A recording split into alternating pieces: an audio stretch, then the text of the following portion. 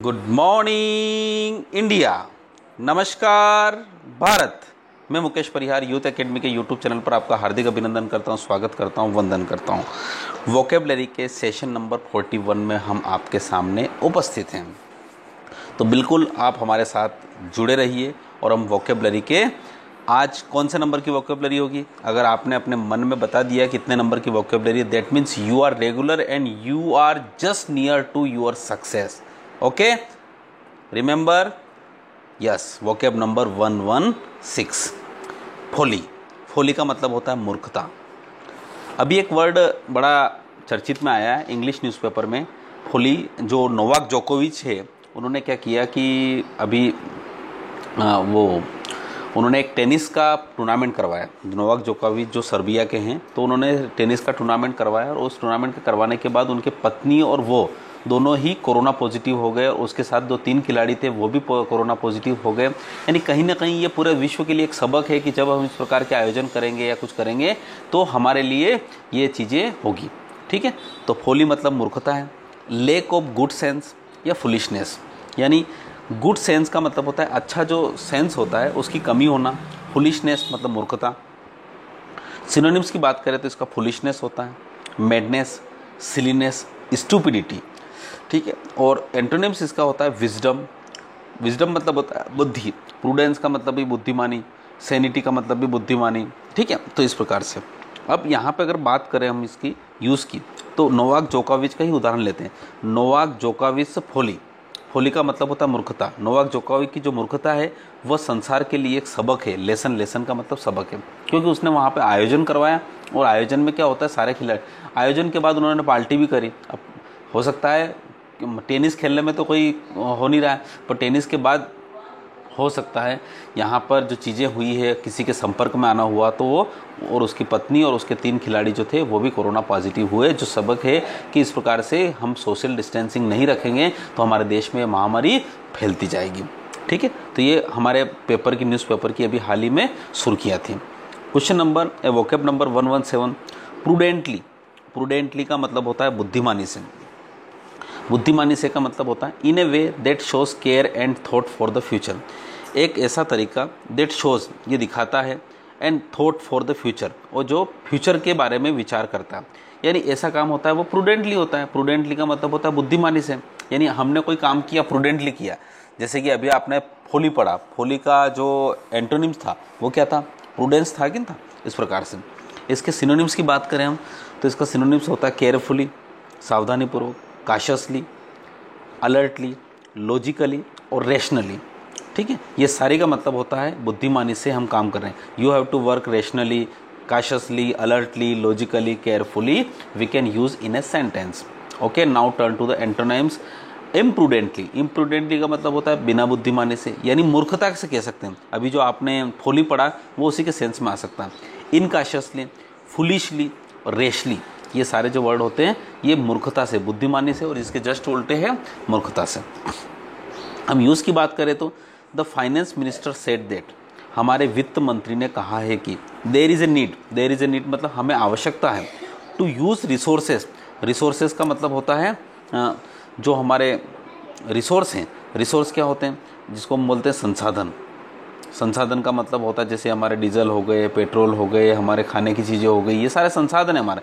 इन संसाधनों का use resources prudently, prudently का मतलब होता है बुद्धिमानी से, यानी हमें हमारे जो ये रिसोर्सेज हैं वो बुद्धिमानी से उनका प्रयोग करना चाहिए। In the wake of covid crisis. In the wake of एक फ्रेज है, इसका मतलब होता है के मद्देनज़र। इन द वेक क्या मतलब क्या होता है, के मद्देनज़र। के मद्देनज़र का मतलब क्या होता है, in the wake of the covid crisis. Crisis का मतलब होता है संकट, यानी कोविड-19 का जो क्राइसिस है, संकट है, उसके मद्देनज़र हमें जितने भी हमारे रिसोर्सेस है, संसाधन है, उसका आवश्यकता अनुसार या बुद्धिमानी से प्रयोग करना चाहिए। ठीक है, देखो आवश्यकता से का मतलब ये हो रहा है कि भाई हमें जैसे बाइक चलाना है तो बाइक में हम उतनी ज़रूरत हो तो ही चलाएं। ऐसा नहीं कि हर जगह 10 किलोमीटर 1 किलोमीटर के लिए भी हम बाइक का इस्तेमाल कर रहे हैं, तो इस प्रकार से ना करें। तो कहीं ना कहीं अगर हम संसाधनों का सही प्रयोग करेंगे तो इस कोविड-19 जो क्राइसिस है उसमें हम उबर पाएंगे। ठीक है, तो ये हमारे फाइनेंस मिनिस्टर ने हमसे गुजारिश की है। क्वेश्चन पोकेब नंबर 118, डेस्क्रेट, बहुत ही प्यारा वर्ड है डेस्क्रेट। डेस्क्रेट का मतलब जनरली होता है अपमान करना। अपमान करना यहाँ पे क्या होता है, वैसे ही अपमान करने के लिए बहुत सारे ब्लेम भी होता है, ये इस प्रकार की होता है, डिसऑनर भी करना होता है, परंतु यहाँ पे जब कोई धर्म के प्रति या किसी मूर्ति का विखंडन कर दिया जाए, मूर्ति का अपमान कर दिया जाए, तो उस प्रकार से उसको बोलते हैं डेस्क्रेट।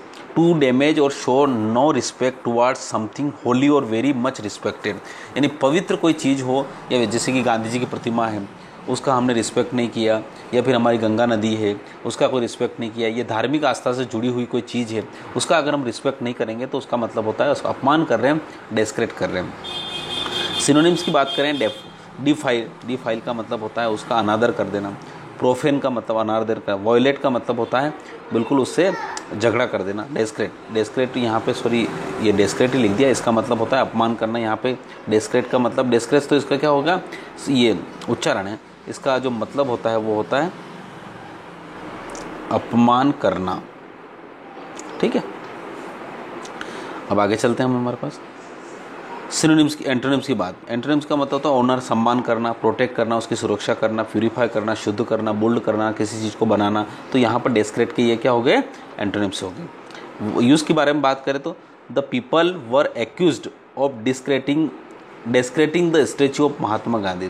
पीपल वर एक्यूज्ड का मतलब होता है उन्हें दोषित पाया गया, है ना, उनको दोषी पाया गया, तो लोगों को दोषी पाया गया महात्मा गांधी की प्रतिमा का अनादरण करने के लिए।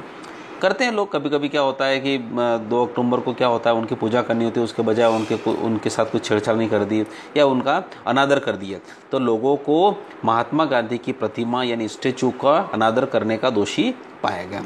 तो आज हमने पढ़ा है 3 वर्ड, फिर से मेरे साथ रिपीट करिए। फोली का मतलब क्या होता है, मिस्टेक करना या मूर्खता, और प्रूडेंटली का मतलब क्या होता है, बुद्धिमानी से, और यहाँ पर डेस्क्रेट का मतलब क्या हो रहा है, आपका अपमान करना। चलिए अब हम बात करते हैं 1 वर्ड सब्स्टिट्यूशन के बारे में। 1 वर्ड सब्स्टिट्यूशन आपके पास 196, यानी आज हम दोहरा शतक लगा देंगे। ठीक है, तो 1 who supervisors in the examination hall, यानी एक ऐसा आदमी जो सुपरवाइजिंग करता है। सुपरवाइज का मतलब होता है निरीक्षण करता है, उसकी जांच करता है एग्जामिनेशन हॉल की। देखो आपने एग्ज़ाम दी होगी तो वहाँ पे क्या होता है, एक आदमी जो कॉपियाँ बांटता है, उसके बाद आपका साइन करता है, उसको बोलते हैं हम इन्विजिलेटर। इन्विजिलेटर को हिंदी में बोलते हैं हम निरीक्षक। क्या बोलते हैं, निरीक्षक। ठीक है, निरीक्षक। ओके, नेक्स्ट वर्ड की तरफ हम जाते हैं। नेक्स्ट वर्ड क्या है, a storehouse of threshed grain. Threshed का मतलब क्या होता है, जो थ्रेशिंग मशीन में निकाल लेते हैं ना, उसको बोलते हैं थ्रेश। थ्रेश का मतलब होता है कूटना। पुराने ज़माने में क्या होता है, धान को कूटा जाता था, तो जब धान को कूटने के बाद उनको कहीं पे भर दिया जाता। पुराने ज़माने में जनरली वो कोठियाँ होती थी, मिट्टी की कोठियाँ होती थी, पर अब आज की तारीख में भी वही हैं, और उनको बोलते हैं ग्रेनरी। क्या बोलते हैं, ग्रेनरी। ये बनता ग्रेन से बना है ये ग्रेनरी। ग्रेन का मतलब होता है अनाज। थ्रेश्ड का मतलब होता है जैसे कि चावल है, उनको कूट के चावल निकालना, गेहूं को भी तो निकालना पड़ता है। तो इस प्रकार से जो थ्रेश्ड ग्रेन है, यानी जिनकी थ्रेशिंग कर दी जाती है, उन ग्रेन को जहाँ रखा जाता है उनको बोलते हैं ग्रेनरी। उसको बोलते हैं अन्नागार। अन्नागार मतलब ये, जैसे आपने उसमें पढ़ा होगा मोहनजोदड़ो और जो हड़प्पा की सभ्यता है, वहाँ पे ग्रेनरी के बारे में जिक्र भी किया गया है। चलिए अब हम बढ़ते हैं हमारे a place where wild animals live. एक ऐसा स्थान जहाँ पर जंगली जानवर रहते हैं। अब जंगली जानवर देखो बहुत सारे रहते हैं भाई। एक चीज़ है, अगर शेर रहता है तो वो डेन में रहता है, डेन मतलब गुफा, तो उसको लेयर बोल सकते हैं हम जनरली। ठीक है, इसको बिल भी बोल सकते हैं, बिल, जैसे कि सांप बिल में रहता है, चूहा बिल में रहता है। मांद भी बोल सकते हैं, मांद। और यहाँ पे यूँ बोले तो छुपने की जगह। देखिए कोई ना कोई जंगली जानवर अपने सुरक्षा के लिए कहीं ना कहीं छुपने की जगह रहता है। ठीक है, तो जो जितने भी जंगली जानवर हैं अपने छुपने की जगह होती है उनको बोलते हैं लेयर। ठीक है, बोलते हैं लेयर, वो लेयर होती है। तो ये बात ध्यान रखिएगा। अब उसमें लिए अलग अलग जानवरों के लिए उनको बिल को अलग बोला जाता है, गुफा को अलग बोला जाता है, पर सभी को अगर कॉमन नाम दिया जाए तो क्या बोला जाता है, लेयर बोला जाता है। सेफ टू ड्रिंक, बहुत ही प्यारा वर्ड है। सेफ टू ड्रिंक का मतलब होता है जो पीने में सुरक्षित हो। जैसे हम बोलते हैं, जैसे कि थोड़ी देर के लिए कि आपने कोई अल्कोहल युक्त लिया तो वो सेफ टू ड्रिंक नहीं होगा। ठीक है, आपने कोई जैसे कि कोल्ड ड्रिंक लिया कोल्ड ड्रिंक में जैसे कोका कोला ना पेप्सी ना आजकल की बहुत सारी चलती है, अभी तो कोई पी नहीं रहा उसको, तो ये पोर्टेबल, तो हम बोल सकते हैं कि Coca Cola is a portable drink. Portable का मतलब होता है सेफ टू ड्रिंक, मतलब आप अगर उसको पियोगे तो आप सुरक्षित हो। ठीक है। 200 है एन इमेजरी आइडियल सोसाइटी। क्या हो रहा है? एन इमेजिनरी आइडियल सोसाइटी, एक काल्पनिक आदर्श समाज फ्री ऑफ पॉवर्टी, जहाँ पर गरीबी बिल्कुल नहीं है, सफरिंग में नहीं है, मतलब बिल्कुल एकदम जहाँ पे गरीबी नहीं है, दुख दर्द नहीं है, ऐसा। अब ऐसी आदर्श सोसाइटी हो सकती है जो व्याप्त नहीं है, इस पूरे संसार में व्याप्त है, उसको बोलते हैं यूटोपिया। ठीक है। कई सारे कवि अपने कविताओं में इस प्रकार के साम्राज्य की, इस प्रकार के राज्य की कल्पना करते हैं कि हमारा देश यूटोपिया हो। यूटोपिया का मतलब होता है आदर्श राज्य, जहाँ पर ना तो दुख हो, ना दर्द हो, ना गरीबी हो, और सभी समृद्ध हो, सभी खुश हो, सभी खुशहाल हो, इसको बोलते हैं यूटोपिया। यूटोपिया का हिंदी अर्थ होता है आदर्श राज्य। क्या होता है? आदर्श राज्य। ठीक है। आदर्श राज्य जो है उसको बोलते हैं हम यूटोपिया। चलिए अब आगे बोलते हैं हम टेस्ट के लिए। देखो डेली हम टेस्ट रखते हैं, तो टेस्ट के लिए आपके पास वही है, एंटर वर्ड ओब्लिवियन। ओब्लिवियन के लिए आप टेस्ट बनाइए। इपिटोम, इपिटोम जो होता है, उसके बाद सेप्टोच, इससे सिनोनिम्स बनाइए। और one who turns his thoughts outwards और that which can not be defeated, इनको आपको वन वर्ड लिखना। ये 5 है। बिल्कुल देखिए, आप हमारे साथ बिल्कुल चलते रहिए। आज की तारीख में हम आपके पास वोकेब के 118 वर्ड लिखा चुके हैं और 201 वर्ड सब्स्टिट्यूशन है। ध्यान रखिएगा, कोई भी चीज़ बूंद बूंद से घड़ा भरती है, और आपके सामने 201 वर्ड सब्स्टिट्यूशन आ चुका है। आप एसएससी का या कोई एग्ज़ाम देंगे तो इसमें से कहीं ना कहीं बिल्कुल आएंगे। तो आप देखो, इंग्लिश का सबसे बड़ा कायदा यही है, रोज़ इंग्लिश को पढ़िए और जितना आपने पढ़ा उसको रोज़ रिवाइज़ करिए।